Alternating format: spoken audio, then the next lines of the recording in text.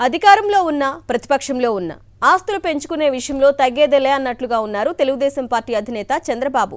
తనకు తన భార్యకు కలిపి 936 కోట్ల రూపాయలు ఆస్తులు ఉన్నట్లు ఎన్నికల అఫిడవిట్లో పేర్కొన్నారు చంద్రబాబు. 2019 ఎన్నికల అఫిడవిట్లో వెల్లడించిన ఆస్తులతో ఇప్పుడున్న ఆస్తుల విలువను పోల్చితే 40% మేర పెరిగింది.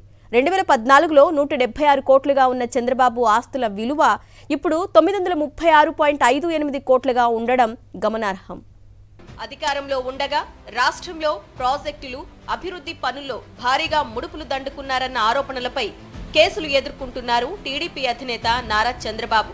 తాను అధికారంలో లేకున్నా తన ఆదాయానికి లోటు లేదన్న విషయాన్ని చంద్రబాబు సమర్పించిన ఎన్నికల అఫిడవిట్లోని ఆయన ఆస్తుల విలువలు చెబుతున్నాయి. తనపై ఉన్న కేసులు, తన ఆస్తిపాస్తుల వివరాలను అఫిడవిట్లో చంద్రబాబు పేర్కొన్నారు.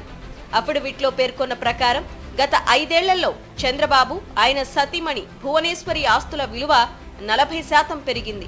2014లో 176 కోట్లున్న వారి ఆస్తుల విలువ 2019 ఎన్నికల అఫిడవిట్లో 700 కోట్లుగా చూపించారు.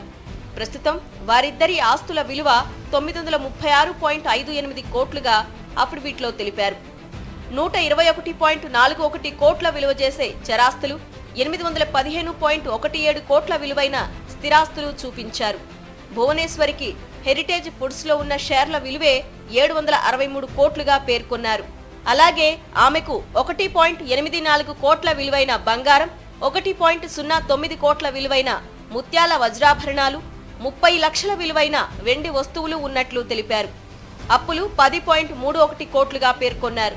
హైదరాబాద్ జూబ్లీహిల్స్ లో చంద్రబాబుకు తన కొడుకు లోకేష్ తో ఉమ్మడిగా ఉన్న ఇంటి ప్రస్తుత విలువ 70.20 కోట్లుగా చూపించారు. 35 ఏళ్లుగా కుప్పం ప్రజలు ఆదరిస్తున్న ఆ నియోజకవర్గంలో చంద్రబాబు స్థిర నివాసం ఏర్పరచుకోకుండా పొరుగు రాష్ట్రంలో ఉన్నారంటూ చంద్రబాబు విమర్శలు ఎదుర్కొంటూ వచ్చారు. ఈ నేపథ్యంలో చంద్రబాబు ఎన్నికల అఫిడవిట్లో కుప్పంలో తనకున్న ఆస్తుల వివరాలను ఆయన వెల్లడించారు. కుప్పం నియోజకవర్గం శాంతిపురం మండలం కడపల్లి వద్ద 96.23 సెంట్ల భూమి విలువ 77.33 లక్షలుగా చూపించారు.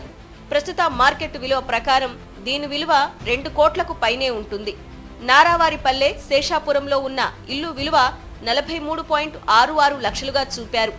ప్రస్తుత మార్కెట్ విలువ ప్రకారం ఇది కూడా సుమారు 2 కోట్లు ఉంటుందని అంచనా. తన చేతిలో 11,560 రూపాయల నగదు, బ్యాంకు బ్యాలెన్సు 2,45,378 రూపాయలు, ఒక అంబాసిడర్ కారు ఉన్నట్లు పేర్కొన్నారు చంద్రబాబు. తనపై ఉన్న కేసుల వివరాలను తెలిపారు చంద్రబాబు. తాను 24 క్రిమినల్ కేసుల్లో నిందితుడిగా ఉన్నట్లు ఎన్నికల అఫిడవిట్లో ఆయన పేర్కొన్నారు. అందులో 8 కేసులు తీవ్రమైన అవినీతి ఆరోపణలతో కూడినవి. ఆయన అరెస్ట్ అయి జైల్లో ఉన్న స్కిల్ డెవలప్మెంట్ కుంభకోణం కేసు అందులో ఒకటి.